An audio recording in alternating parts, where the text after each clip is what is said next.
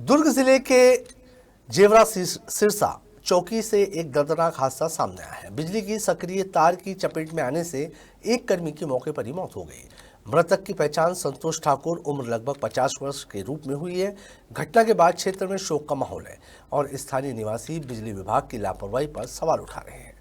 आपको बता दें कि संतोष ठाकुर कार्य के दौरान अचानक सक्रिय विद्युत लाइन की चपेट में आ गया। जैसे ही संतोष लाइन के संपर्क में आया, उसे जोरदार करंट लगा। मौके पर मौजूद लोगों ने तत्काल पीड़ित को अस्पताल पहुंचाया, लेकिन डॉक्टरों ने जांच के बाद संतोष ठाकुर को मृत घोषित कर दिया। अचानक हुई इस घटना से गांव में मातम का माहौल फैल गया। घटना के बाद स्थानीय लोगों और परिजनों में आक्रोश है। उनका कहना है कि बिजली विभाग द्वारा सुरक्षा उपकरण और सावधानियों की अनदेखी लगातार हादसों को दावत दे रही है। लोगों ने मृतक के परिवार को उचित मुआवजा, परिवार के एक सदस्य को शासकीय नौकरी देने और विभागीय लापरवाही की जांच कराने की मांग की है। वहीं इस घटना पर पुलिस ने मामला दर्ज कर जांच शुरू कर दी है।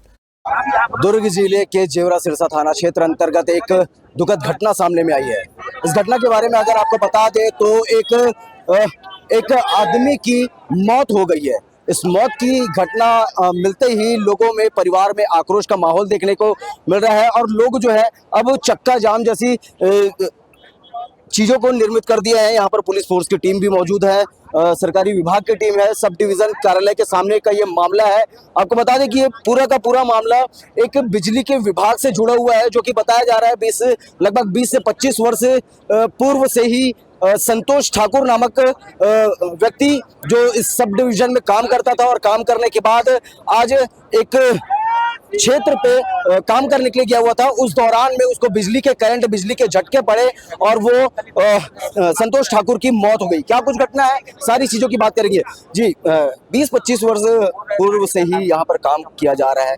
बिजली विभाग के द्वारा अब मनाही कर दी जा रही है, हमारे विभाग में काम नहीं करता। क्या कुछ मामला है?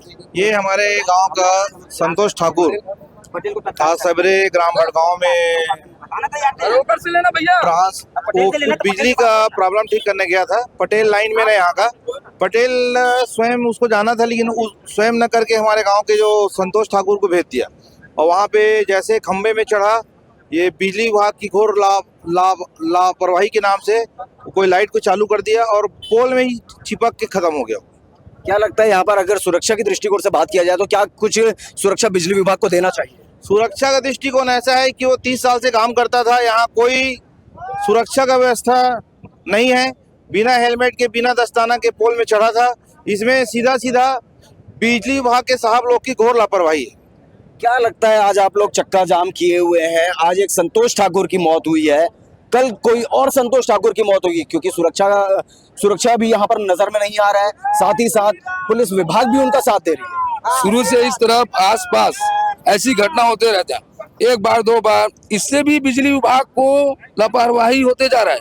मतलब इससे भी सचेत हो जाना चाहिए कि बिजली विभाग को कि इतना बड़ा घोर लापरवाही के चक्कर में कितनों की जान चली जा रही है। एक दो आसपास और घटना हो चुकी है और यहाँ ये जो घटना हुआ है इसका जवाबदार अभी जो कर्मचारी थे पटेल जी, वो बोल रहे थे कि अधिकारी जी ने मेरे को बोला था लाइट चालू करने के लिए।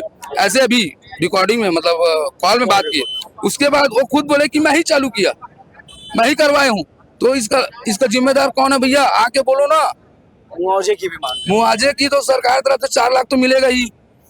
हम लोग यही चाहते हैं उसके घर वाले लोग को नौकरी मिल जाए, क्योंकि कमाने वाला उसके पिताजी ही थे। और उसके बाद उसको सस्पेंड करना चाहिए पटेल को, क्योंकि उसका जो बयान आ रहा है लापरवाही वाला रहा है। यही चाहते हैं हम लोग, उसको मुआवजा भी मिलना चाहिए उसके परिवार वालों को और नौकरी भी मिलना चाहिए, यही मांग है। बिजली विभाग के यहाँ पर टीम भी मौजूद है, उनसे भी बात करने की कोशिश करेंगे कि आखिरकार शासकीय अमला क्यों इस पर ध्यान नहीं दे पा रही है। आज एक संतोष ठाकुर की मौत हो जा रही है। सर, आपसे बात करना चाहेंगे, क्या कुछ घटना था? देखिए, बिजली विभाग के जो ट्रांसफार्मर हैं वहाँ पर किसी व्यक्ति के चिपक के मतलब मृत्यु होने की जानकारी मिली थी हमको। तो वहाँ पर सीसीबी वाले से बात की है, वो उनके हिसाब ही आए हुए हैं। तो उसी के संबंध में जो ग्रामवासी है उनका कहना था कि उनको शासन से जो भी मुआवजा है वो दिया जाए और तात्कालिक रूप में अगर कुछ सहायता हो सकता है तो उसी के लिए भी चर्चा चल रही है। और उस पर जो भी नियमतः कार्रवाई बन सकती है, कार्रवाई करने की बात हुई है। अभी इनके ई साहब के ऊपर जो सी साहब है उन्होंने भी कहा है कि हम कार्रवाई कर रहे हैं जिस संतोष ठाकुर की आज मौत हुई है, क्या वो डेली वेजेस में काम करते थे या सरकारी कर्मचारी थे?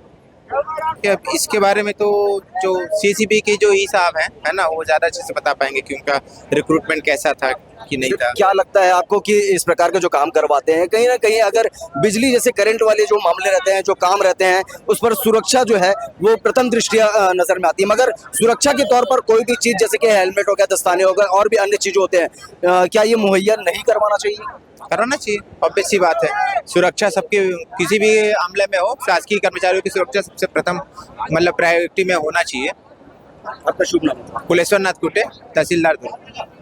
देखिए, कहीं ना कहीं ये मामला एक लापरवाही से जुड़ा हुआ सामने में आ रहा है कि बिजली विभाग के एक कर्मचारी जो कि अपने काम पर नहीं जाते हैं और अपनी काम की एवज पे दूसरे व्यक्ति को काम पर भेज देते हैं। सबसे बड़ी शर्मनाक बात तो ये है कि बिजली विभाग पर सुरक्षा की दृष्टिकोण को मद्देनजर रखते हुए, देखते हुए किसी भी कर्मचारी को ना ही दस्ताने, ना ही हेलमेट और ना ही उन सुरक्षा की नीतियों को फॉलो किया जाता है। मगर अब सबसे बड़ा गंभीर सवाल तो ये उठ रहा है, क्या इस पीड़ित परिवार को वो मुआवजा मिलेगा जिसके वो हकदार हैं? क्या इस पीड़ित परिवार को वो न्याय मिलेगा जिसकी वजह से आज एक संतोष ठाकुर की मौत हो गई है? देखते हैं आगे, और इसमें हिंदू संगठन के लोग जो आए हुए हैं वो क्या कुछ कहते हैं। बिजली विभाग की लापरवाही और इस लापरवाही का शिकार हुआ संतोष ठाकुर।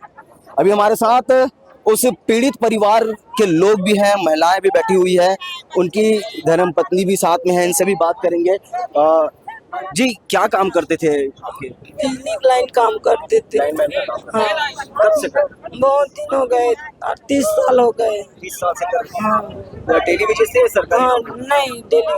Daily wages. हाँ, कितनी तनख्वाह थी? वो ऐसी प्राइवेट वाले थे, लेकिन सरकारी वाले लोग ना अपने साथ साथ में ले जाकर काम करवाते थे। क्या घटना हुआ था, क्या जानकारी?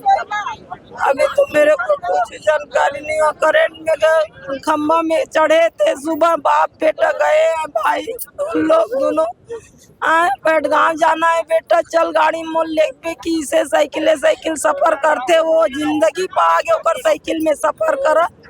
लेकिन अभी नो कुछ दुखिया उठिया में लइका रहीथे संग में, तो लइका लेते संग में आए, अब खम्भा में चढ़े से कि के अगला बताए, लेकिन अब आगे कुछ हमें जानो नहीं भाई। हम मांग कर रहे हैं, हमको हमारे इतना बड़ी जिंदगी बचा है, हम कैसे गुजारा करें? हम उसी के सहारे हमारे परिवार गुजारा कर रहे हैं। मेरे बेटे लोग भी ऐसे हैं, मजदूरी काम करते हैं, लाइन का काम बेटा भी करते हैं बाप के साथ में, प्राइवेट वाले। तो कम से कम मेरे बेटा को एक जन को नौकरी दिला दो और मेरे को 10 लाख पैसा दिला दो, तभी मेरा जीवन जिंदगी चलेगा।